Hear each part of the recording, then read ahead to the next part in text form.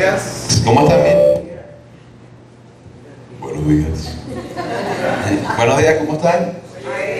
Se oye raro aquí, se oye como encajonado. Bueno, no importa. Mientras los muchachos se matan ahí, nosotros empezamos. Bueno, mis hermanos, bienvenidos hoy al tercer domingo del mes y bienvenidos nuevamente al tiempo de misiones. Le llaman minuto misionero, pero es un devocional de 15 minutos. Entonces, yo voy a poner por acá mis 15 minutos, como la semana pasada, para no pasarme. ¿Está bien? Bueno, mis hermanos, como si lo que recuerden, vamos a hacer un pequeño recuento de lo que ya hemos visto. Ya hemos visto alrededor de 2 o 3 clases en este tiempo. Y empezamos viendo acerca de Dios y sus atributos. Dios es digno de ser obedecido. Dios es Dios, no hay nadie como Dios. Y parece redundante, pero realmente Dios significa el ser supremo, la deidad suprema, no hay nadie sobre él. Entonces, Dios solamente es Dios, literalmente como dice la Biblia. Elohim solamente es Elohim, o Yahvé solamente es Elohim. No hay nadie como Dios. Estuvimos viendo cómo la personificación de Dios en carne, Jesús, nos dijo en Marcos: vayan y hagan discípulos a todas las etnias del mundo, todas las naciones. Estuvimos viendo ese punto, ¿se recuerdan? Entonces, preguntamos esa vez: ¿Dios merece ser obedecido? Él merece ser temido, alabado, exaltado. Su nombre merece ser conocido por todas las personas. ¿Y qué debemos hacer? Ir por todas las partes del mundo, hasta los confines, hasta el fin de la tierra, hasta el lugar más recóndito, a predicar y a ser discípulos. Él es digno de ser obedecido, ¿verdad? Entonces también estuvimos viendo cómo es el origen, de dónde surgió las naciones. Es una pregunta bastante curiosa, sabemos que en la Biblia lo menciona, pero hay eventos que están rodeando ese tema de dónde surgieron las naciones en la palabra de Dios, y eso es lo que queremos ver. Hace un mes, y iba a decir la semana pasada, la clase pasada, hace un mes, estuvimos viendo el mismo versículo que leyó Becker hoy, que era Apocalipsis 7, ¿se recuerdan? En donde en la visión de Juan estaba viendo todos estos acontecimientos acerca de la segunda venida del Señor y del tiempo eterno cuando Dios reine. ¿Y qué vio Juan? Personas de todas tribus, lenguas, pueblos y naciones. ¿Y qué estaban haciendo estas personas? Alabando y exaltando al Cordero, ¿verdad? Vamos rápidamente y me acompañan para empezar nuestras lecturas del día de hoy a Salmo 67.1. Este salmo ya lo han leído acá cuando mi papá está leyendo, ya lo hemos leído. Vamos a releerlo. Ajá, 67.1. Salmo 67.1. Yo lo voy a leer de manera rápida porque necesitamos avanzar. Y si ustedes quieren pueden seguir la lectura allí conmigo, pero yo lo voy a leer de manera rápida. Esto está organizado como un poema o como un cántico que se canta de manera antifonal. Una persona lee un versículo y el resto de las personas, el pueblo o los que están allí en ese momento, leen el siguiente y así sucesivamente. Pero ahorita, como no tenemos tiempo, yo lo voy a leer todo. ¿Está bien? Amén. Ok. Lo voy a leer en la versión Nueva Traducción Viviente. Y dice así: que Dios tenga misericordia y nos bendiga, que su rostro nos sonría con favor, que se conozcan tus caminos en toda la tierra, y tu poder salvador entre los pueblos por todas partes. Que las naciones te alaben, oh Dios, sí, que todas las naciones te alaben. Que el mundo entero cante de alegría, porque tú gobiernas las naciones con justicia y guías a los pueblos. Que las naciones te alaben, oh Dios, sí, que las naciones te alaben. Entonces la tierra dará sus cosechas, y Dios, nuestro Dios, nos bendecirá en abundancia. Así es, Dios nos bendecirá, y la gente de todo el mundo le temerá. ¿Sí te están dando cuenta en lo que está diciendo este pasaje? Está hablando de una adoración y una alabanza a Dios de todos los pueblos y de todas las naciones. Pero si se fijan en el versículo 2, él está diciendo Que se conozcan tus caminos en toda la tierra y tu poder salvador entre todos los pueblos de la tierra. Que el mundo entero cante de alegría porque tú gobiernas las naciones con justicia. Este es un salmo que está proyectándose hacia el futuro. ¿En qué pasaje? En Apocalipsis capítulo 7. Él está proyectando y viendo cuando todas las naciones van a alabar a Dios. Y el salmista vuelve a pedirle a todas las naciones, alaben y exalten a Dios. ¿Quiénes van a estar exaltando a Dios allí? Nosotros, pero en el texto, ¿qué dice? Todos los pueblos, todas las naciones, todas las etnias. ¿Qué les parece? Súper chévere. Entonces estuvimos viendo también la clase pasada, todo esto es el repaso, imagínense. Estuvimos también viendo la clase pasada acerca del Edén de Dios. Estuvimos contemplando cómo en varios pasajes de la Escritura se refiere al Edén como una montaña. Dios colocó el Edén, la plantación, el jardín hermoso de Dios, en una montaña. Y cómo en esa montaña también colocó a Adán y a Eva, las personas que había creado. Y cómo en ese lugar había una perfecta armonía entre lo espiritual de Dios, su ser espiritual, y lo terrenal que había creado. ¿Quiénes rodean a Dios? En las descripciones, cuando vemos la Biblia, ¿quiénes están rodeando a Dios siempre? Los ángeles, los seres espirituales. Y estuvimos viendo y contemplando que el Edén era la morada de Dios en la tierra. Dios estaba habitando con Adán, ¿en dónde? En Edén. ¿Y quiénes rodeaban el trono de Dios? Los ángeles. Y estuvimos viendo cómo uno de esos seres espirituales de Dios hizo algo que no le pertenecía hacer. Fue hasta donde Eva y la sedujo, la engañó. Y Eva comió del fruto que Dios le dijo, no lo hagas. Y así también comió Adán. ¿Y qué sucedió? Pecado. Muerte espiritual, muerte física y muerte eterna. La muerte en todos sus aspectos pasó a la humanidad.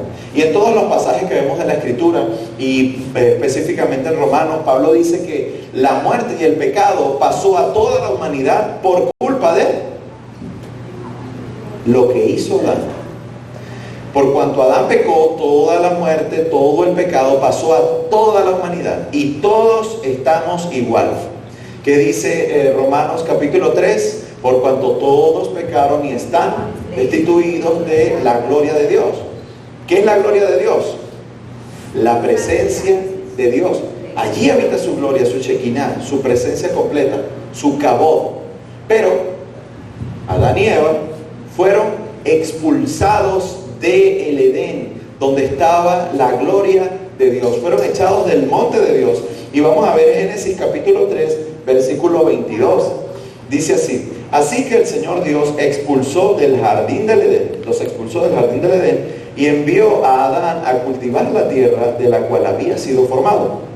Después de expulsarlos, perdón, me perdí.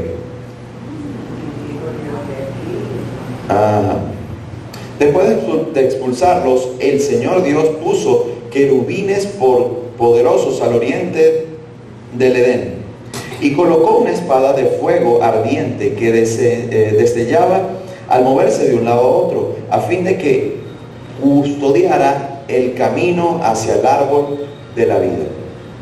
El resultado del pecado de Adán y Eva, aparte de la muerte, también fue que Dios los echó de su presencia. ¿Por qué los echa de su presencia? Por pecadores, ¿sí o no? ¿Puede habitar pecado, maldad, inmoralidad en presencia de un Dios que es 3 veces santo? Es imposible. Entonces Dios echa a Adán y a Eva del jardín del Edén como un acto de misericordia, y también como un acto de misericordia para que no coman el árbol de la vida y vivan eternamente. ¿Qué les parece? Pero Dios también en ese punto maldice a la serpiente y maldice a la tierra. Juzga a Adán y Eva, pero maldice a la tierra y a la serpiente. ¿Qué sucedió con la serpiente? Y allí buscamos un pasaje paralelo. Lo vemos en Ezequiel capítulo 28, versículo 16, y dice así: tu abundante comercio te llevó a la violencia y pecaste. Entonces te expulsé en deshonra de la montaña de Dios. Te eché, guardián poderoso, del lugar que tenías entre las piedras de fuego. ¿Qué pasó con la serpiente en Edén? También Dios la echó del monte de Dios, del Edén. ¿Qué les parece? Esto nos lleva rápidamente, estoy yendo, o sea, créanme que estoy intentando ser lo más veloz que pueda. Todo esto nos lleva a Génesis capítulo 4, donde se nos muestra un vistazo de lo que es vivir fuera del Edén de Dios. Y allí vemos a Caín y a Abel. Un vistazo de lo que es vivir fuera, alejados, separados de la presencia de Dios. Y la historia nos dice que Caín y Abel, bueno, obviamente Adán y Eva tuvieron relaciones sexuales y tuvieron hijos. Nació primero Caín, nació luego Abel. Ellos decidieron llevar una ofrenda al Señor. ¿Quién les dijo que tenían que llevar un sacrificio a Dios? ¿Quién les enseñó que eso era así? Sus papás, Adán y Eva. Seguramente no era la primera vez que ellos llevaban un sacrificio a Dios. Y la historia nos dice que Caín decidió llevar, como él era agricultor, de lo mejor de la tierra, plantaciones. Pero Abel decidió llevar un cordero, un cordero sin mancha, perfecto, de lo mejor de sus ovejas.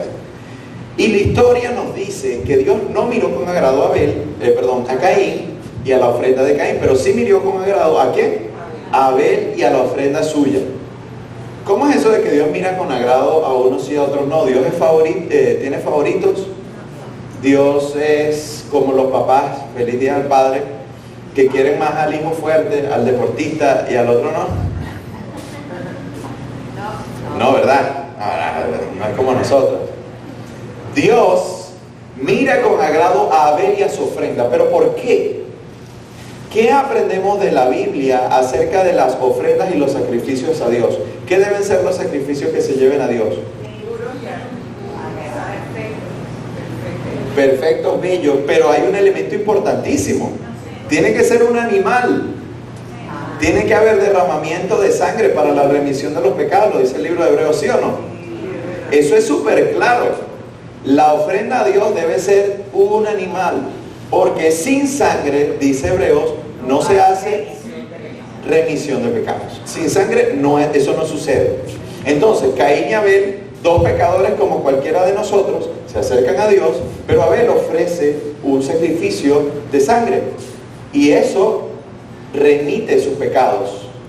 Pero Caín no ofrece un sacrificio de sangre y eso no hace nada porque sigue siendo un pecador en la presencia de Dios. Entonces, ¿cómo es que Dios sí mira con agrado a Abel? Porque Abel se acercó con un sacrificio y Caín se acercó con todo menos un sacrificio. Entonces, por eso es que Dios se agrada de la presencia de Caín, porque Caín en su presencia estaba cubierto su falta. Abel estaba cubierta su falta y su pecado, pero Caín no. ¿Y por qué estamos hablando de esta historia? Y vamos rápido, porque esta historia senta el precedente de lo que será en un futuro el sacrificio y el sistema sacrificial. Ya lo vamos a ver más adelante, no se preocupen. Pero esta historia también sienta las bases del orgullo de la humanidad. Muchos teólogos bíblicos creen que en este texto podemos ver la primera religión del mundo, el humanismo. La actitud de Caín es la actitud de yo ofrezco lo que yo quiera, Dios me tiene que aceptar. O peor aún, esta historia muestra la actitud de Caín en yo no soy malo, por eso yo no ofrezco un sacrificio de sangre. Yo no necesito llevar un animal porque yo no soy malo, yo no tengo pecado. Y allí esa misma actitud de Caín la vamos a ver más adelante. Pero ¿quién está actuando detrás del escenario, manipulando a Caín? ¿Quién creen ustedes? El bicho, como dijo Mérida, o como dice también, lo escuché de un predicador mexicano, el chancludo, Satanás. Nos dice el apóstol Pedro en sus epístolas, nos dice que Caín era del maligno. Caín era del maligno. Y nos dice el mismo Jesús que Satanás, el diablo, ha sido homicida desde el principio. ¿A quién mató el diablo en el principio? A Abel. Está manipulando a Caín para que haga un homicidio. ¿Y qué nos dice la historia? Dios agarra a Caín y le dice: Caín, si hicieres lo bueno, serás enaltecido. Es como una segunda oportunidad, porque Dios le está diciendo: Caín, puedes ofrecer un sacrificio y ya. Si tú haces lo bueno delante de mí, vas a ser enaltecido. Pero si haces lo malo, el pecado está a la puerta y tú tocándote. Pero tú eres el responsable. Se me acaba el tiempo. 2 minutos. Pero tú eres el responsable si de abrirle la puerta al pecado, sí o no. Y Dios le advierte a Caín de que puede redimir lo que acaba de hacer, de ofrecer un buen sacrificio y ya. Pero Caín se levanta, llama a su hermano al campo, y ¿qué hace? Lo mata. Y Dios juzga a Caín. ¿Qué le dice Dios a Caín? Caín, ¿qué has hecho? La sangre de tu hermano clama a mí desde la tierra. Y Dios dice: te voy a echar de la tierra y te voy a echar de mi presencia. Qué curioso. Adán y Eva ya habían sido echados de la presencia de Dios, ¿sí o no? Del jardín del Edén. Pero ¿quiénes estaban a la entrada del jardín del Edén custodiando que no se metiera nadie? Los ángeles, unos querubines, ¿verdad? ¿Y quiénes custodiaban para que eso se cumpliese? La Biblia describe unos querubines, ¿verdad? Unos querubines estaban custodiando la entrada, y una espada de fuego que también posiblemente y seguramente era un ser espiritual de Dios, porque en muchas partes de la Biblia se describen a los ministros de Dios como llamas de fuego. Entonces nadie podía entrar. ¿Dónde estaba la presencia de Dios en la tierra en ese tiempo? ¿En dónde? En el Edén. Y Caín y Abel llevan ofrendas a Dios. ¿A dónde? A la presencia de Dios. ¿Qué imagen tenemos aquí? No podían entrar porque se morían. Pero ¿qué era lo más cerca que tenían del Edén? La puerta. La entrada. ¿Y dónde creen que están ofreciendo estos sacrificios? En la entrada del Edén. Y como ya lo hemos dicho en el estudio de los jueves, cuando Dios instituyó el tabernáculo, Dios manda hacer el propiciatorio. ¿Qué había en el propiciatorio? 2 querubines. Interesante, ¿no? Pero ¿qué había en la decoración del lugar santísimo alrededor? Querubines. Sí, búsquenlo en Éxodo, pero también después se nos narra en Números y en Levítico. Querubines. ¿Y qué ofrecía el sumo sacerdote? ¿Sacrificios de qué? De sangre. ¿Qué está haciendo Caín y Abel? En la presencia de Dios, Edén, donde está la presencia de Dios, ofreciendo sacrificios entre los 2 querubines para que suba como olor fragante a la montaña de Dios. Qué interesante, ¿no? Qué curioso. Dios echa a Caín de su presencia. Lo que estaba rodeando el lugar del Edén, lo que lo limitaba, eran 2 querubines. Y ya voy a terminar, perdóname pastor, ya voy a terminar. Eran 2 querubines que estaban limitando su presencia, ¿sí? La gente se acercaba, posiblemente Adán también y Eva, a ofrecer sacrificio al lugar más cerca que tenían de la presencia de Dios. Y ofrecían sus sacrificios a Dios. Entonces Dios está echando a Caín de la presencia de Dios, de las limitaciones del jardín del Edén, es decir, de lo más cercano que hay del jardín del Edén. Dios lo está echando. Y Caín le dice: Dios mío, este castigo es muy grande para ser soportado. Lo que yo hice no es tan malo. Yo nada más lo maté, pero ¿qué tanto? Y le dice: he aquí me echas de la tierra y de tu presencia. Seré un vagabundo sin hogar. Cualquiera que me encuentre me matará. Dios está expulsando a Caín fuera de lo que Dios está santificando con su presencia. ¿Hay algo similar en la Biblia a eso? ¿Qué pasaba cuando un israelita era ritualmente impuro? Por ejemplo, cuando una mujer tenía flujo de sangre, ¿para dónde se iba? Fuera del campamento, fuera de la presencia. hasta que ritualmente fuese pura y se acercaba. O un israelita tocara a un muerto. ¿Qué debía hacer? Salirse, ser ritualmente puro y volver. ¿Qué está haciendo Dios con Caín? Caín, tocaste un muerto. ¿Qué debes hacer? Aparte de que lo mataste y era tu hermano, claro, ¿no? Pero ¿qué vas a hacer? Salte de la tierra, salte del campamento. Y Caín se va lejos, y aquí nos vamos a detener, hacemos esta lectura y nos vamos, ¿ok? Luego Caín, versículo 16, salió de la presencia del Señor y se estableció en la tierra de Nod, al oriente del Edén. Nod significa extranjero o vagabundo. Versículo 17. Caín tuvo relaciones sexuales con su esposa y ella quedó embarazada y dio a luz a Enoc. Luego Caín fundó una ciudad que llevaba el nombre de su hijo, Enoc. Enoc tuvo un hijo llamado Irad. Irad fue el padre de Mehujael. Mehujael el padre de Metusael. Metusael el padre de Lamec. ¿Qué tal? Nos están hablando de la descendencia de Caín. Lamec se casó con dos mujeres, la primera Ada y la segunda Sila. Ada dio a luz a Jabal, quien fue el primero de los que crían animales y viven en carpas. El nombre de su hermano fue Jubal, el primero de todos los que tocan el arpa y la flauta. La otra, esposa de Lamec y Sila, dio a luz un hijo llamado Tubal-Caín, el cual se hizo experto en forjar herramientas de bronce y de hierro. Tubal-Caín tuvo una hermana llamada Naama, y cierto día dijo Lamec a sus esposas. Ada y Sila, escuchen, esposas de Lamec, maté a un hombre que me atacó, a un joven que me hirió. Si se castiga 7 veces a quien mate a Caín, el que me castigue a mí será castigado 70 veces 7. ¿Por qué es importante ver la descendencia de Caín? Porque la descendencia de Caín fueron los primeros que se alejaron de la presencia de Dios. Y eso en un sentido geográfico, pero también en un sentido espiritual. Si ustedes ven la descendencia de Caín, empezó a cometer locuras. Ya uno de ellos empezó a pervertir el matrimonio y se casó, agarró 2 mujeres para sí.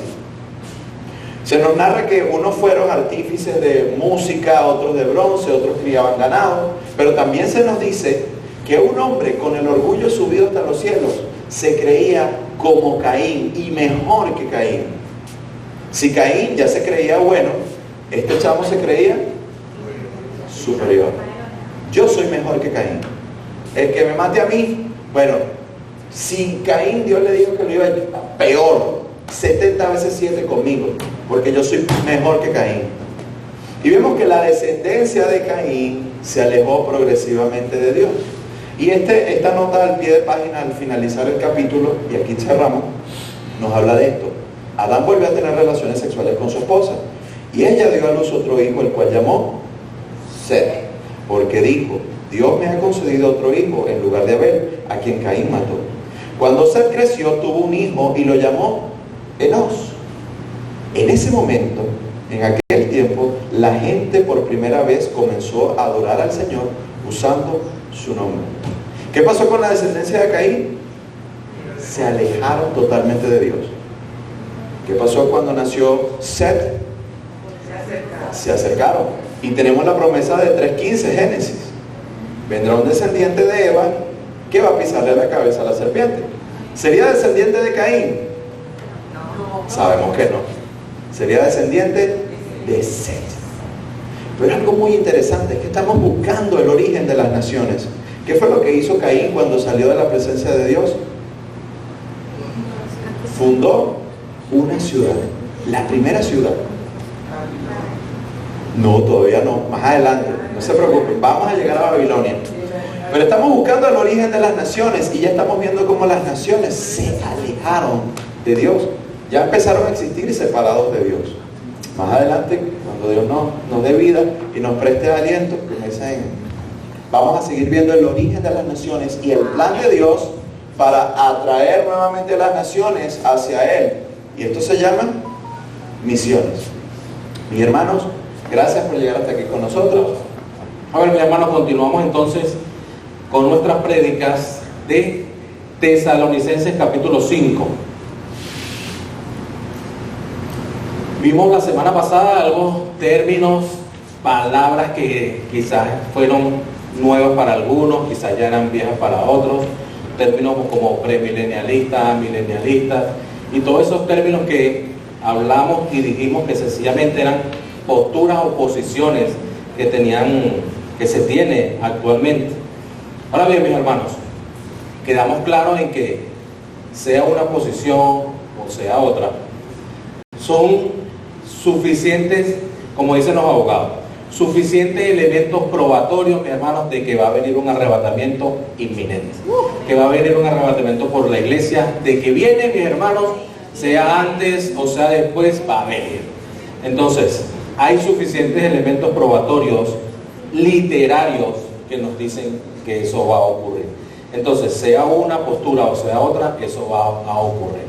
Ahora bien, unos dirán, pero entonces, ¿por qué enseñan eso? ¿Por qué enseñan acerca de estos términos, acerca de estas posiciones? Primera de Pedro capítulo 3, verso 15 dice que nosotros vamos a tener en cualquier momento que defender nuestra fe. Y nosotros en ese momento, si a usted le vienen con una doctrina extraña y comienzan a hablarle, manipular las escrituras, si usted no la conoce, realmente lo van a mover de su fe. Hay, por ejemplo, hay personas que tienen, y es un movimiento bien fuerte, que está saliendo ahorita, que habla acerca de que Jesús o que Dios es mujer. Y habla y dice, un ejemplo, si usted no sabe acerca de cómo eran las ofrendas que se hacían o la paga para sacar a una persona o pagar por una persona que sea esclava, pagaban 30 monedas de plata. Una de las bases que estas personas tienen es que dice, mira, como a Jesús pagaron 30 monedas, por Jesús pagaron 30 monedas de plata, quiere decir que Jesús es la mujer y por ende Dios es mujer. Si usted no sabe acerca de ello, mis hermanos, lo van a manipular. Y van a comenzar y tuercen las escrituras y la agarran y la ponen de acuerdo a este tipo de falsas doctrinas y enseñanzas, lo llamaría yo herejías. ¿Por qué? Porque mueven personas que no conocen de la palabra. Entonces, si nosotros conocemos estos términos y conocemos este tipo de posiciones, podemos nosotros en cualquier momento que nos vengan a decir, ok, tranquilo, yo respeto tu posición, yo sé la posición que tú tienes, pero yo tengo tal posición. Sea una o sea otra, mis hermanos, igualitos somos salvos. ¿Por qué? Como lo ratificó y lo reforzó el pastor Iván el domingo pasado, la postura que tengamos, esa nos salva. ¿Quién salva? Cristo. Si somos pre-tribulacionistas o somos post-tribulacionistas o somos amilenialistas, términos que se hablaron el domingo pasado, eso nos salva. Salva es Cristo. Entonces, la posición que nosotros tengamos sencillamente es conocimiento. Es para saber, según 1 de Pedro, capítulo 3, verso 15, que nosotros tenemos herramientas suficientes para defender nuestra fe. Ahora bien, ¿por qué nosotros predicamos este tipo de términos como tal? Porque no nos da miedo predicar la palabra de Dios. No nos da temor a nosotros hablar lo que la palabra de Dios dice. ¿Por qué? Porque un testimonio. Anteriormente yo tenía una iglesia donde iba hace muchos años. Nos decían, no vayas para otra iglesia. No vayas para otra iglesia porque te van a confundir y te van a decir cosas que no son. Al punto que nos decían, ¿y dónde están sus discípulos? Usted tiene que hablarle a la gente. Entonces, no por esto quiere decir que no estábamos consolidados y firmes en esa iglesia, sino que cuando nosotros les decíamos, pero es que queremos conocer más la palabra, nos decían puedes decirle cualquier cosa, tranquilo, como la gente no conoce, tú le puedes decir cualquier cosa y ellos se lo van a creer. ¿Qué estaba pasando allí? Sencillamente no querían que nosotros conociéramos realmente lo que estaba en las escrituras. Y como eso, soy testimonio vivo de que viví eso, nosotros no queremos que eso suceda aquí en esta iglesia. Nosotros queremos que ustedes conozcan realmente lo que la palabra del Señor dice, sea una postura o sea otra, con tal de que se predique la verdad. ¿Amén? Ahora bien, mis hermanos, ya con este contexto y esta introducción queremos decirles, mis hermanos, estamos en Tesalónica y allí en este capítulo 4 y ya brincando para el 5, está la iglesia en Tesalónica hablando y diciendo qué pasará con los hermanos o los familiares que partieron esperando que Jesús viniera y todavía no ha venido. Vimos en el capítulo, finalizando el capítulo 4, que Pablo les dice, tranquilos, no se preocupen.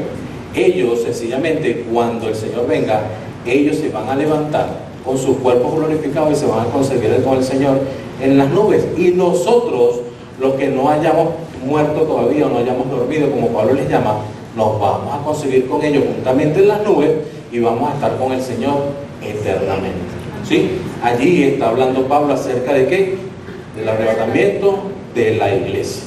¿Sí? Ahora continuamos con el versículo, con el capítulo 5, para que se predicó parte el domingo, pero para poder agarrar el hilo completo. Oramos y arrancamos. Padre, en tu nombre, mi Señor, te damos gracias por este día. Gracias, Señor, por la oportunidad que hoy podemos estar aquí, Señor. Adorar, Señor, tu sublime gracia, Padre Santo. Gracias, Señor, por tanta misericordia y amor, Señor, para cada uno de nosotros. Y te pido, Dios, en el nombre de Jesús, Señor, que hoy quizás puntos o términos nuevos que vayamos a usar, que seas tú aclarándonos, Señor, cualquier duda y cualquier inquietud, Señor. Que seas tú también, Señor, glorificado, Señor, con lo que hoy se va a hablar, y seas tú bendiciendo, Señor, también a los pastores, a los demás pastores que hoy, Señor, están hablando de tu palabra, de tu amor y de tu verdad, Señor.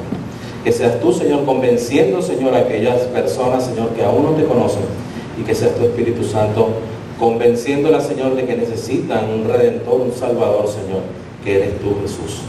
También pido, Señor, por aquellos hermanos, Señor, que están en distintas etnias, Señor, que están haciendo misiones, y que seas tú, Señor, guardándolos, cuidándolos y respaldándolos en todo, Padre. Guarda también, Señor, y sana a aquellas personas, Señor, que estén enfermas, Señor, dentro de la congregación.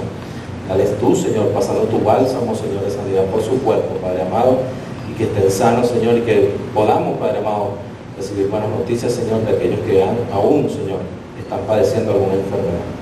En el nombre de Jesús. Amén. Capítulo 1 de Tesalonicenses, capítulo 5, verso 1. Dice, y empezamos esa vez hablando acerca de que dice la palabra del Señor: pero acerca de los tiempos y las ocasiones, no tenéis necesidad, hermanos, de que yo escriba esto. ¿Qué está diciendo? ¿Qué le está hablando Pablo? Quizás le estaban preguntando cuál era la inquietud. Ok, me estás hablando de que los muertos en Cristo van a resucitar, de que la iglesia será arrebatada. Ok, ¿cuándo va a pasar esto? ¿Cuándo va a suceder? Y es una gran pregunta, ¿no? Que allí no solamente se hacen ellos, nos hacemos cada uno de nosotros. Vimos Mateo capítulo 24, podemos ir allá, Mateo 24, vamos a leer solo del capítulo 9, del versículo 9 en adelante. Está Jesús saliendo con sus discípulos y ellos comienzan a hablar acerca del templo. Miren la grandeza del templo, miren la estructura. Y Jesús le dice: no va a quedar piedra sobre piedra, todo esto va a ser destruido. Y entonces Jesús en el versículo 9 habla y dice: entonces os entregarán a tribulación. Recordemos que esta tribulación no habla de la ira de Dios, sino que habla sobre el castigo que realizarán las personas, ¿sí? El maltrato y todo aquello. Dice: os entregarán a tribulación y os matarán, y seréis aborrecidos de todas las gentes por causa de mí. Muchos tropezarán entonces y se entregarán unos a otros, y unos a otros se aborrecerán. Y muchos falsos profetas se levantarán y engañarán a muchos. Y por haberse multiplicado la maldad, el amor de muchos se enfriará. Mas el que persevere hasta el fin, este será salvo. Y será predicado este evangelio del reino en todo el mundo, para testimonio de todas las naciones, y entonces vendrá el fin. Ahora, ¿cuándo vendrá el fin? El capítulo 24 de Mateo, versículo 36, dice: pero el día y la hora nadie la sabe, ni aun los ángeles de los cielos, sino solo mi Padre. Mas, como en los días de Noé, así será la venida del Hijo del Hombre. Porque como en los días antes del diluvio, estaban comiendo y bebiendo, casándose y dándose en casamiento, hasta el día en que Noé entró en el arca. Y no entendiendo hasta que vino el diluvio y se los llevó a todos. Así será también la venida del Hijo del Hombre. Es decir, Solo el Señor sabe cuándo van a ocurrir estas cosas. Ahora, ¿cómo tenemos que estar nosotros preparados? Ya vamos para allá. Habla también acerca, el capítulo 2, el versículo 2 de Tesalonicenses. Dice, porque vosotros sabéis perfectamente que el día del Señor vendrá así, ¿como quién? Como ladrón en la noche. Y entendimos acerca de que existen 19 usos de esta frase de el día del Señor. Y que tanto en el Antiguo Testamento como en el Nuevo Testamento nos habla es acerca de un juicio. De ese día del Señor habla es acerca de juicio. Entonces, también pudimos entender en la vez pasada que existen ciertos sinónimos que utiliza la Biblia, que utiliza la palabra del Señor para referirse al día del Señor. Y esos días son el día grande y terrible, el día de la ira de Dios, el gran día, el día de la venganza y el día de la visitación. Entonces, cuando está hablando aquí acerca de este día grande, está hablando acerca de juicio. Ahora bien, y vendrá así como ladrón en la noche. Hemos escuchado canciones, coros que hablaban y decían como ladrón en la noche, como ladrón en la noche. ¿Recuerdan esos coritos súper viejos? Esto no está hablando acerca de la iglesia, del arrebatamiento de la iglesia. Esto está hablando, mis hermanos, acerca del día del Señor que va a venir, pero para hacer juicio. Viene hablando acerca del día grande, va a venir como ladrón en la noche. Es decir, el día del juicio del Señor va a venir y no va a avisarle a nadie. No va a haber aviso cuando venga el día del juicio. En el capítulo 4 vimos, finalizando el capítulo 4, vimos que ya Pablo había hablado o venía hablando acerca de el arrebatamiento de la iglesia. Y está el arrebatamiento de la iglesia y está hablando acerca aquí de lo que está sucediendo en lo que conocemos como la tribulación. Entonces aquí está hablando acerca de lo que va a pasar con los que se están quedando. Entonces le dice que va a venir el Señor como ladrón en la noche, que el ladrón no avisa cuando va a robar. Entonces mucha gente va a estar distraída, va a estar dormida y vendrá el momento del juicio de Dios para aquellos que se hayan quedado.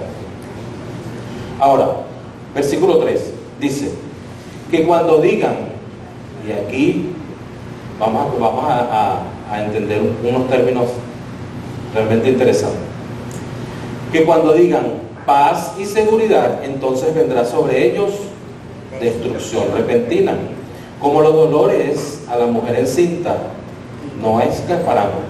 Ahora, ¿por qué van a llamar a paz y seguridad? ¿Por qué va a levantarse alguien y va a decir y va a llamar a la paz mundial y a la seguridad mundial y a este llamado de tranquilidad a todas las naciones? Entendemos, mis hermanos, que debe existir o debe presentarse a nivel mundial un acontecimiento que cause conmoción, un acontecimiento que todas las naciones se desesperen, que todos los países estén vueltos locos porque sucedió algo que no tiene explicación y que a causa de ese acontecimiento, ¿qué va a suceder? Va a haber guerra, va a haber pleito, va a haber tal conmoción que la gente no va a saber cómo explicar. Nosotros entendemos que ese acontecimiento se llama nada más y nada menos el arrebatamiento de la iglesia. Entonces, para poder llamar a paz y para poder llamar a seguridad, tiene que suceder esto. Tiene que haber un arrebatamiento de la iglesia. ¿Y qué dice aquí? Ahora, existen varias posturas. Recordemos acerca de las posturas, son solo eso, posturas que hoy debemos conocer, ¿sí? Y quisiera ver si Samuel tiene allí algo que yo le mandé a Sophie. Ok, ese es, ok. Existe una posición que se llama post-tribulacionista. Esta posición nos habla de que la iglesia va a pasar por la tribulación, ¿sí? Que no hay, que el arrebatamiento de la iglesia va a ser en un solo acto. Va a ser la iglesia arrebatada, se consigue con el Señor en los cielos, en las nubes, y vuelve y desciende en ese mismo acto para reinar y juzgar. Les leo aquí. El post-tribulacionismo enseña que el arrebatamiento ocurre al final de la tribulación, es decir, la iglesia pasa por la tribulación. Se basan en un texto bíblico, Mateo 24, 29, 31, y que dice, les leo: e inmediatamente después de la tribulación de aquellos días, el sol se oscurecerá y la luna no hará su resplandor, y las estrellas caerán del cielo, y las potencias de los cielos serán conmovidas. Entonces aparecerá la señal del Hijo del Hombre en el cielo. Y entonces lamentarán todas las tribus de la tierra y verán al Hijo del Hombre viniendo sobre las nubes de los cielos con poder y gloria. Y enviarán a sus ángeles con gran voz de trompeta y juntarán a sus escogidos de los cuatro vientos, desde el extremo del cielo hasta el otro. Y hay algo que tenemos que... un punto relevante aquí en cuanto a este término bíblico, este verso bíblico que ellos utilizan, que se conoce de que estas personas, y es una máxima de muchos expositores de la Biblia que lo dicen de esa manera, es que los escogidos que van a llegar en este momento que ellos están hablando, que van a ser recogidos de los cuatro vientos, son los que pasaron o se convirtieron en la gran tribulación.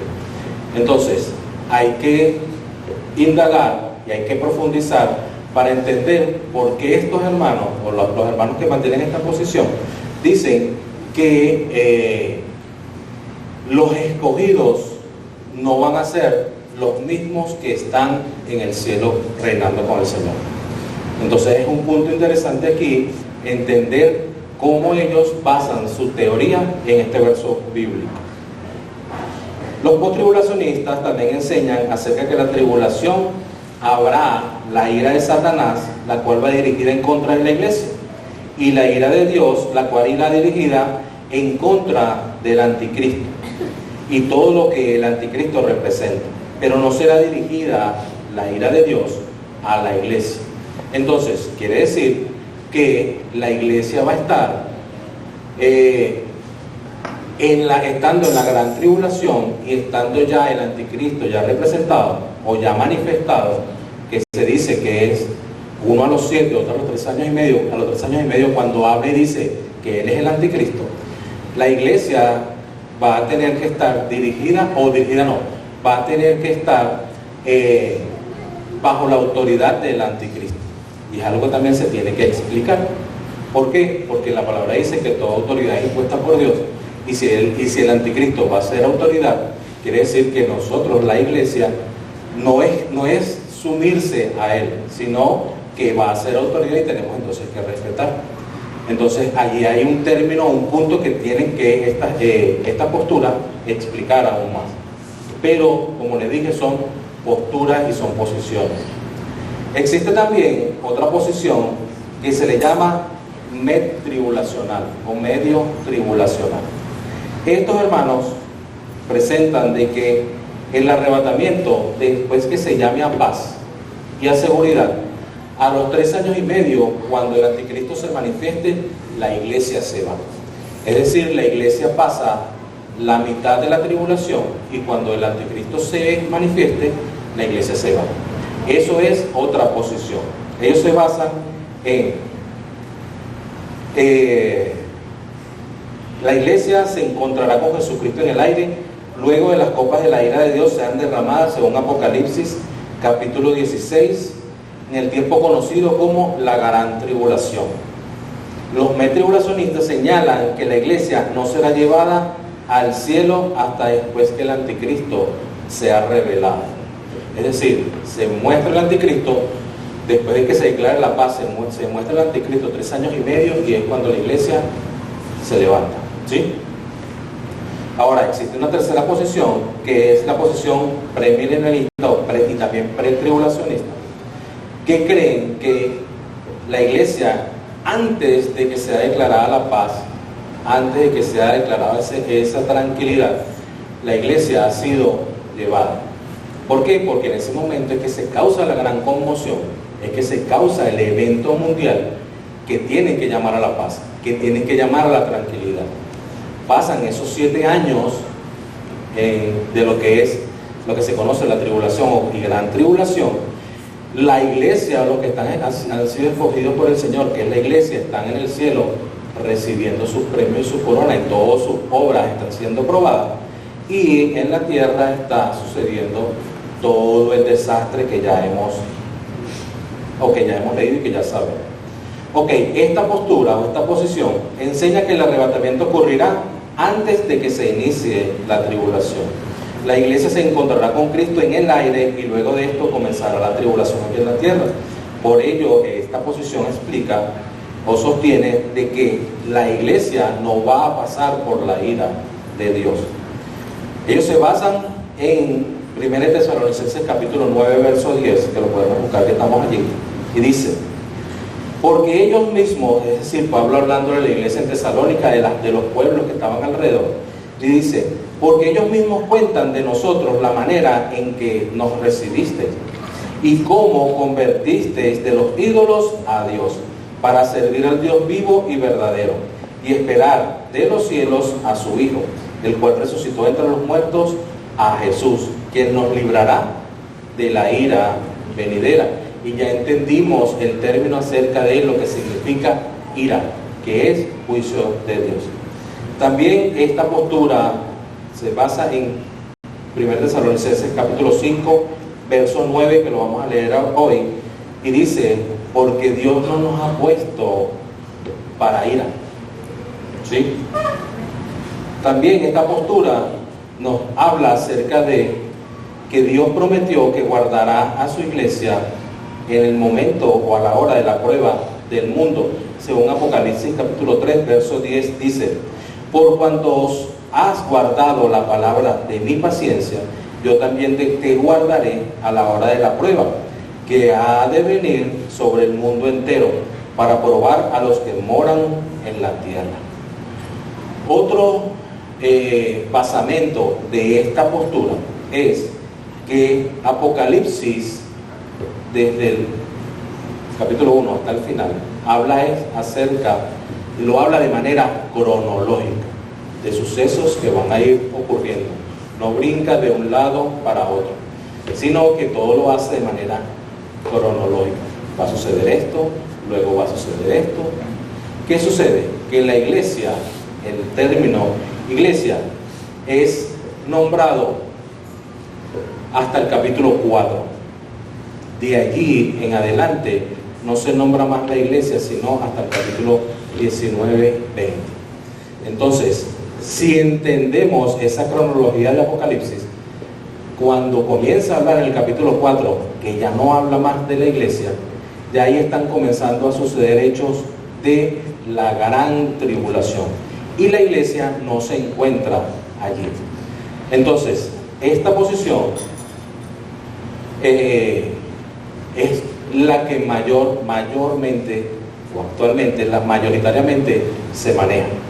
Ahora bien, una de las cosas, o por lo menos nosotros en la Comunidad de la Gracia, tenemos este tipo de, creemos que esto va a suceder así, como los pretribulacionistas o preamilenialistas o premilenialistas. Nosotros creemos que Dios va a venir antes, o Jesús va a venir por su iglesia antes de que sea declarada la paz. 7 años y luego vamos a venir con el Señor Jesús. Eso es lo que nosotros, o esta tesis como tal, es la que nosotros, por lo menos, nos hemos acogido. Y es algo interesante, mis hermanos, porque en contraprestación, o que contrarreste las otras dos teorías, que son realmente interesantes y que son deben ser estudiadas también. Dios, en los momentos que ha hecho juicio a las naciones, en el momento en que Dios ha juzgado al hombre, como lo hizo en los tiempos de Noé. Cuando Noé entró al arca, ¿ya estaba lloviendo? No. Cuando los animales, y a Noé se le dice, entre en el arca, y Dios cierra la puerta, todavía no había llovido. Es decir, todavía no había empezado el juicio de Dios. Y ya estaba él protegido en el arca, con su familia y todos aquellos animales que Dios escogió. Al momento, también, otro ejemplo, el momento de Sodoma y Gomorra, cuando Dios manda a los ángeles a rescatar a Lot y a su familia. El momento en que sale Lot, ¿ya había comenzado a llover la lluvia de fuego y azufre? No. En ese momento que sucedió, Dios había sacado a él y a todos los escogidos. ¿Para qué? Para protegerlo. Así creemos nosotros que Dios hará en ese momento. Dios nos sacará a nosotros, a la iglesia, antes de que comiencen los acontecimientos históricos, porque esos serán unos acontecimientos históricos que ya están plasmados en las Escrituras. Que nosotros seremos arrebatados, será declarada la paz, y después a los 7 años vendremos a reinar con el Señor y a juzgar. Esa es lo que es nuestra posición. Pero ya les dije, son simples posiciones. ¿Sí? Simplemente si usted cree que la posición es la que usted maneja, amén. Pero no por eso quiere decir que usted va a perder la salvación porque usted tenga una posición distinta a la que nosotros tenemos. Aclarado esto y entendido este término, continuamos. Versículo 3, que ya lo leímos. Cuando digan paz y seguridad, entonces vendrá sobre ellos destrucción repentina, como los dolores de la mujer encinta, y no escaparán.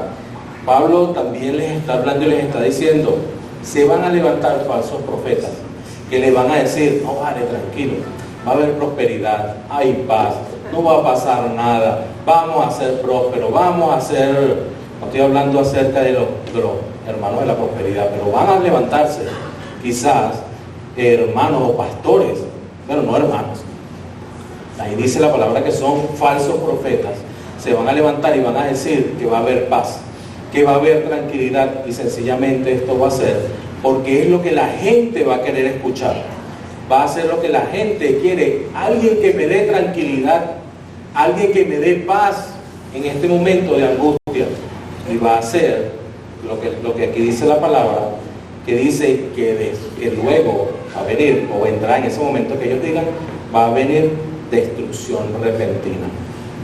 Es interesante porque se van a levantar falsos profetas, se van a levantar personas que van a decir, no ha pasado nada, yo tengo el control, pero nosotros estaremos rumbeando en las nubes con el Señor por 7 años, hasta que luego vendremos a reinar.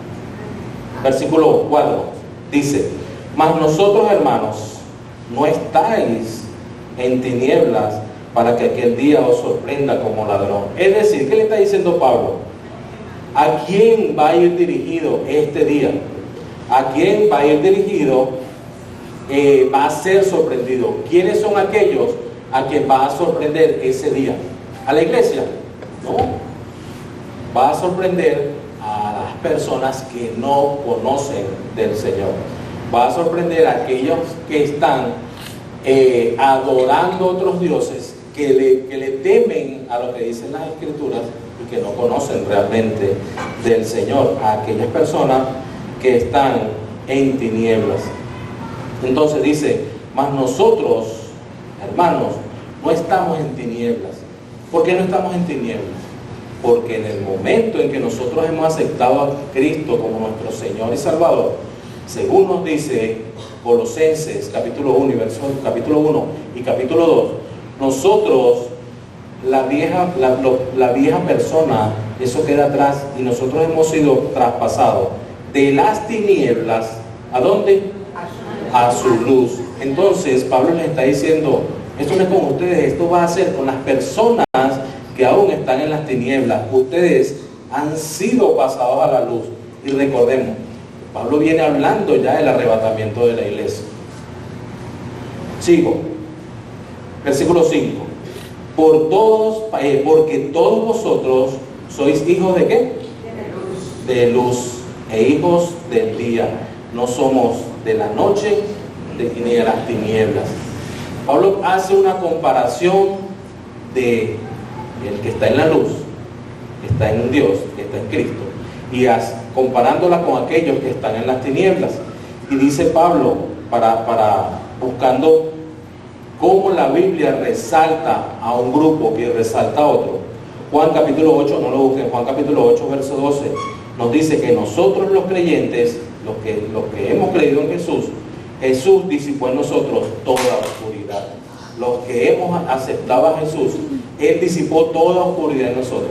Por ello es que cuando nosotros, antes de estar en las tinieblas y pecábamos, no nos importaba.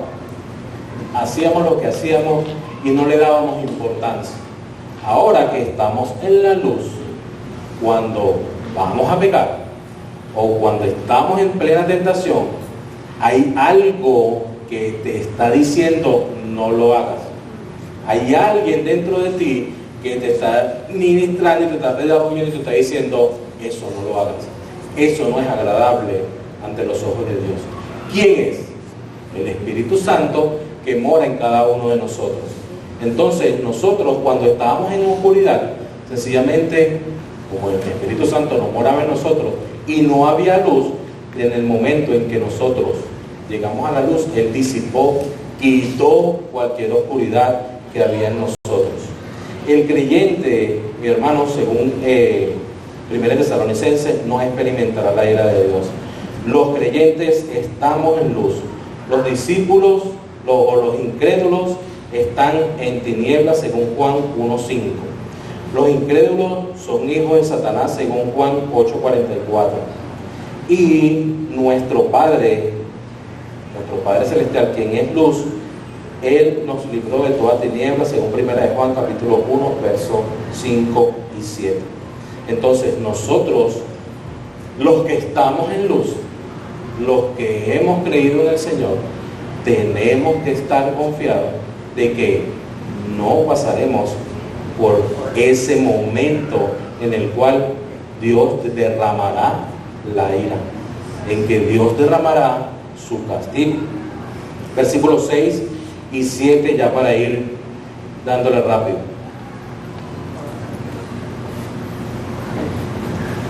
Por tanto, luego de Pablo haber hecho la comparación de los creyentes y de los incrédulos, por tanto, no durmamos como los demás, sino que velemos y seamos sobrios, pues los que duermen, de noche duermen, y los que se embriagan, de noche se embriagan.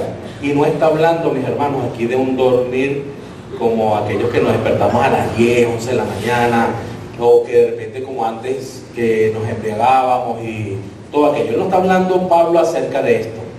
Pablo está diciendo que nosotros, los que hemos nacido de nuevo, no podemos tener o dormir espiritualmente. No podemos, mis hermanos, ser indiferentes a lo que está ocurriendo.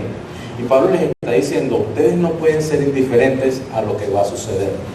Ustedes tienen que hacer un trabajo y ya vamos a ver qué es lo que Pablo le quiere decir a ellos, que no pueden ser indiferentes con esta lucha espiritual que va a haber.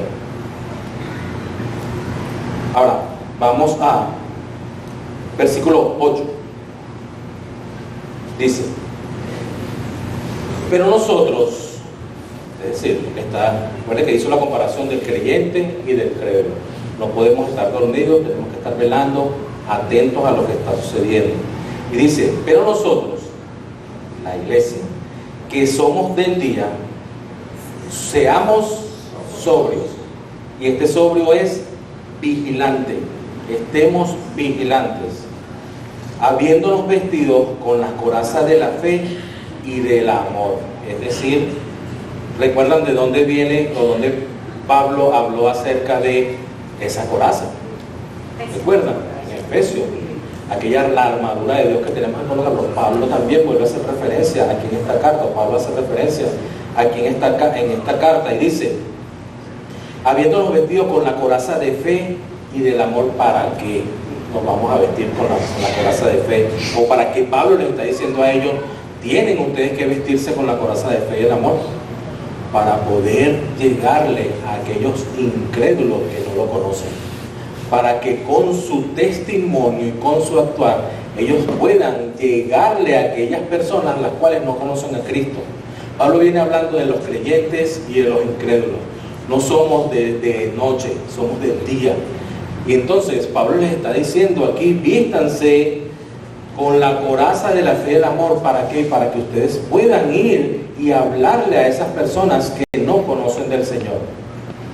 Y además le dice, y con la esperanza de salvación como yelmo.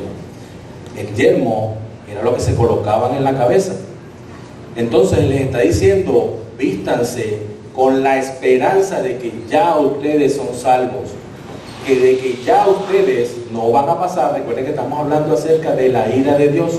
Entonces, que ustedes vístanse y convénzanse de que ya ustedes son salvos. Y de eso tenemos nosotros que apropiarnos, de eso tenemos que también nosotros revestirnos, de que cada uno de nosotros, por el sacrificio que hizo Cristo Jesús en la cruz, nosotros somos salvos por su misericordia. Versículo 9, para ir terminando, dice, porque no nos ha puesto Dios, ¿para qué, hermanos? Y aquí venimos hablando acerca de qué significa la ira de Dios. ¿Sí? Justicia, juicio. Entonces, porque no nos ha puesto Dios para ira, sino para alcanzar salvación por medio de nuestro Señor Jesucristo, quien murió por nosotros, para que ya sea que velemos o que durmamos, vivamos juntamente con Él. Es decir, mi hermano, por la obra hecha por nuestro Señor Jesucristo en la cruz del Calvario, que derramó su sangre por el perdón, o como él lo estaba hablando, por la remisión de los pecados, los borró por completo. Por ello, mis hermanos, nosotros estamos salvos de la ira de Dios. Dios, en su misericordia, ha permitido de que con el sacrificio de Cristo nosotros podamos llegar al Padre. Por ese sacrificio del que está hablando Eiler, de que era la manera correcta de acercarse a Dios, cuando nosotros nos acercamos a Dios, nos acercamos es a través del sacrificio que Jesucristo hizo en la cruz del Calvario, no por lo que nosotros hayamos hecho. Entonces, nosotros tenemos ahora una justificación que se llama Jesucristo, y podemos confiadamente entrar ante el Padre. Y tenemos una de las más grandes promesas, mi hermano, y creo que aquí está el centro de todo. Tenemos una de las más grandes promesas que el Señor nos puede hacer, y es que ya sea que velemos, es decir, ya sea que estemos pendientes, que estemos con los acontecimientos, con las cosas, ya sea que estemos velando como estamos haciendo ahorita, porque ahorita el hecho de que estemos con nuestras Biblias abiertas, el hecho de que estemos escuchando un mensaje, que hayamos venido a adorar y glorificar a Dios, estamos velando. ¿Por qué? Porque estamos exaltándolo a Él. Entonces, ya sea el hecho de que estemos velando, o que estemos, o que durmamos, es decir, o que hayamos partido con el Señor, o hayamos muerto, porque recuerden cuál era el problema que le estaban preguntando, qué va a pasar con nuestras familias que habían muerto. Entonces, Pablo aquí le dice, ya sea que estemos velando, o que hayamos muerto, o que hayamos partido, o que durmamos, mis hermanos, viviremos juntamente con Él. Nosotros hoy podemos decir, ya sea que hoy estemos aquí, ya sea que el arrebatamiento sea antes o sea después, ya sea que muramos y el Señor no haya venido, hermanos queridos, viviremos eternamente con el Señor. Y esta es una de las grandes promesas, mi hermano, que el Señor nos ha hecho desde el Génesis 3:15, que Él enviaría quien nos redimiría, quien nos guardaría y quien nos salvaría, que se enviaría un Redentor, y ese Redentor es nuestro Señor Jesucristo. Por lo cual, dice Pablo para culminar, animaos a otros, háblele a otros, toque la que está a su lado y dígale, Cristo viene por ti también. Dígale ahí, hermano, somos salvos en Cristo. Muramos o vivamos, Cristo viene por nosotros. Viviremos eternamente con nuestro Señor Jesús. Dice, por lo cual animaos unos a otros y edificaos unos a otros como lo hacéis. Recordamos capítulo 1 de 1 Tesalonicenses que este pueblo era una iglesia modelo, porque apenas en corto tiempo ya estaban predicando la palabra. Entonces Pablo está cerrando aquí, le está diciendo, continúen hablando del Señor, continúen ministrando, anímense los unos a los otros. ¿Por qué? Porque así sea que muramos o vivamos, viviremos juntamente y eternamente con el Señor. Amén. Oramos. Padre, en el nombre de Jesús, gracias, Señor, por tu palabra, Dios. Gracias, Señor, por darnos esa seguridad eterna, Señor. Gracias, Señor, porque sabemos, Señor, que tú no mientes. Sabemos, Dios, que tú no cambias, Señor. Y sabemos que esta es tu palabra real y verdadera. Padre, gracias, Señor, porque hoy podemos decir, Señor, que sea que vivamos o sea que durmamos, Señor, eternamente viviremos contigo, Señor. Gracias, Dios, por esa promesa. Gracias, Señor, porque sabemos, Señor, que hoy tú estás con nosotros y que nunca nos abandonarás, Señor, y que tú nunca vas a cambiar, Señor, lo que aquí tú has dicho, Señor. Gracias por ese amor, Señor. Gracias, Padre, por no escatimar a Jesús y entregarlo, Dios, como sacrificio perfecto para el perdón de nuestros pecados que no lo merecíamos, Señor. Gracias también por el Espíritu Santo que nos convenció de que necesitamos un Redentor. Nos convenció, Señor, de que tú, Jesús, eres el camino, eres la verdad y eres la vida, Señor, y que nadie va al Padre sino es por ti, Jesús. Gracias, Espíritu Santo, por convencernos, Señor. Gracias, Señor, por también darnos esa palabra de aliento, esa palabra de esperanza y esa fortaleza, Señor, quizás para algunos, Señor, que la necesitaban en este momento, Señor, de saber que tú eres nuestro Dios, nuestro Redentor, Señor, eternamente y para siempre, Señor. Todo esto te doy gracias, Señor. Y para aquellas personas que aún no conocen del Señor, Señor, puedas tú, Espíritu Santo, ministrar en su vida y que esas personas te puedan confesar como su único suficiente Salvador y que puedan decirte que se arrepienten de sus pecados y que necesitan que tu Espíritu Santo los selle y comiencen a morar en su vida y comiencen ellos a caminar eternamente, Señor, mediante tu palabra, Señor. Entonces te lo pido en el único nombre dado a los hombres por el cual, Señor, nosotros hemos de ser salvos y somos salvos, Dios, gracias a ese nombre, el nombre de Jesucristo. Amén. Dios le bendiga, mis hermanos.